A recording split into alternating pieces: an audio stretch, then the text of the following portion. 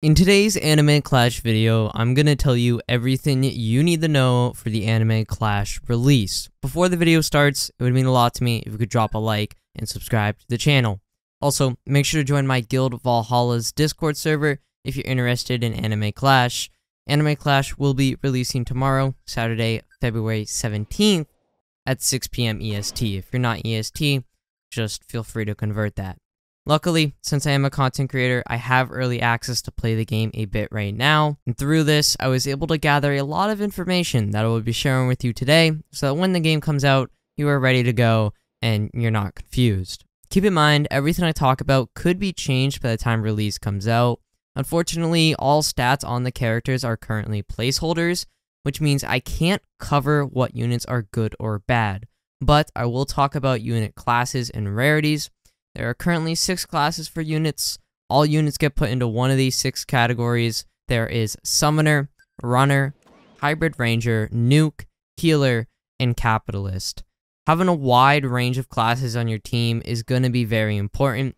For example, you don't want to just have 6 Runner units because those are typically suicide units. They are cheap. You can only, I think, place down 5 at a time if I'm not mistaken, and they can stall. Using a Summoner or Ranger, on the other hand, are more long-term, but if the enemies get stacked up, they might start to struggle since they can't move. I will briefly explain each class so you guys have a general gist of what they do. So basically, Summoners have the ability to summon minions to fight for them. The summons make for a good distraction, but the Summoner itself lacks range, and their summons are typically not that strong. Runners are the most common type of unit. Most units you see are going to be a Runner. They will run towards the nearest enemy and fight them. They are weak to ranged attacks, but they can also create good distractions. As of testing, the Runner unit is really bad. They work well if you place them right in front of the enemy, and early on in the waves, they work fine, but eventually, they just can't catch up to enemies. Like, if there's an enemy on the left side of the map, and your runners, let's say at the end of wave 1, there's one enemy on the left side of the map, and 3 of your runners go over to fight it. Then the next wave starts, and an enemy is on the left side again, the middle, and the right side. All 3 of those runners are sticking to the one on the left side, and let the one in the middle and the right side completely run to your base. And the issue is, when they kill that one on the left side, they can't catch up to the other 2. They're slow. They cannot beat them in a race to your base, and you basically take damage and or lose. So, quite bad. Honestly, not the greatest. Hybrid Rangers are units that can run, but also have ranged attacks. This class is not commonly found, but is also very viable. Nuke class are a last resort or a good way to clear bosses. They are very strong and rare, but also extremely pricey. They also will die on activation of their nuke ability, so keep that in mind. Very good thing for bosses though, great boss killer. The Healer class are support units that can buff or heal your teammates' stats. They are very weak in health and cannot attack. And finally, Capitalists are farm units. They cannot attack, so make sure to provide them with some support. And as of now, it is really hard to tell what class or units are good since playing the game is impossible with the placeholder stats. You cannot get past wave 3 because everyone's stats are like 5 damage and like, I don't even know, it's bad. So hopefully by release, when stats are finalized, I'll be able to make an updated video covering the best classes and units in each class. But as of now, I can't do that because everything is a placeholder. Moving on from units and classes, I'm going to quickly talk about the currency. As far as I can see, everything seems very fair and balanced. You can get gems from completing missions, doing infinites, and story mode. You can then turn around and use these gems for new units and rerolling. There is no special currency for rerolling, so it's very free-to-play friendly, and it's all dependent on how long you play the game. You can buy gems, but farming for them is not that much of a problem, so I don't see too many people buying gems, but, you know, there's content creators out there, so it might happen. As of now, there is no trait index, which kind of sucks. Because all the stats are placeholders, we can't calculate what each trait does. For example, if the stats weren't placeholders, and let's say with no trait it had 100 damage, and then with a trait it had 150, then we would know that that trait has a 50% damage increase. But because we can't see that, because everything's a placeholder and the stats literally don't change. You can't even level up units right now, which kind of sucks. Everything to do with stats is pretty much off. Leveling up a unit to increase their stats or giving them a trait to change their stats, it's all off, which kind of sucks. I'd have a lot more information in this video if it wasn't. Be able to tell you guys what every trait does and stuff, but that'll be something that we'll have to do in the future. There are a good amount of traits, and receiving a mythical trait is extremely unlikely. It is a 0.1% chance for a single mythic trait, which is crazy. It costs 350 gems per reroll, which is a decent amount.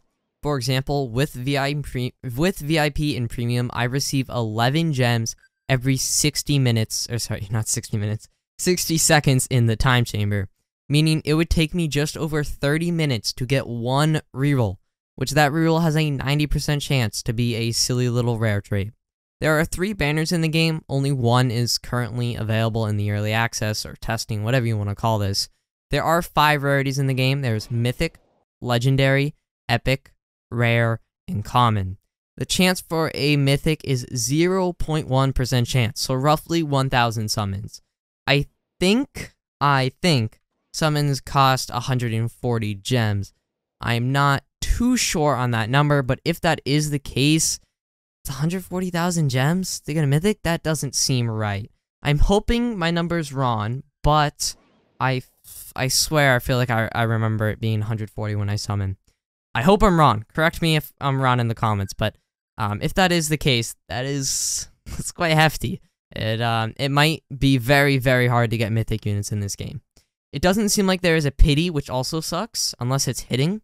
On the banner, it doesn't show you the price of the summon, nor does it show a pity bar. So, 2 things I wish we could have. Hopefully there is pity, and it's just not showing, because without pity, might be kind of screwed trying to get a mythic. It is unknown how much the Luck Game Pass increases these odds. I already bought it, and I don't think it changes the odds visually, unless that's something they haven't implemented yet. And so I don't know how much it got increased by. In-game special power-ups, another very cool thing. In-game special power-ups can spawn around the field. There are currently 4 different types of power-ups. There is a healing field, a debuffing field, a meteor, and a buffing field. Healing field will heal units in a zone. The buffing field will buff stats on a unit temporarily. It also applies to your friend's units. And finally, the debuffing unit, or the debuffing field, can be used on any enemy to debuff their damage. Meteor does not actually have a description yet. There is no description for it. So I'm going to assume, just an assumption here, it may be some type of nuke. I'm not too sure, but what else could a meteor be? It sounds like a nuke. There are currently 25 units in the game. This includes 2 commons, 1 rare, 6 epics, 5 legendaries, and 11 mythics. This does include, 11 mythics does include the special Valentine's Yamamoto unit, which if you don't know how to get that, you basically just gotta sit in the time chamber right now while you wait for release, and hope you get lucky. I'm running it with 30 alt accounts. It's been, just about, I don't even know, like 18 hours. Haven't gotten it yet, so, yep, best of luck to you guys. There will be codes. None are public yet, so don't really know what those will be yet. There will also be titles for leaderboards, content creators, testers, whatever, etc. Whatever titles you would typically see in a game. And just some final pointers here to close off the video, and some tips for everyone that will be playing tomorrow. Please be ready to grind with some friends. It seems soloing the game will be a lot harder than running it with friends. At least right now with the balancing, it seems that running with a friend is like gonna be one of the only ways to beat it.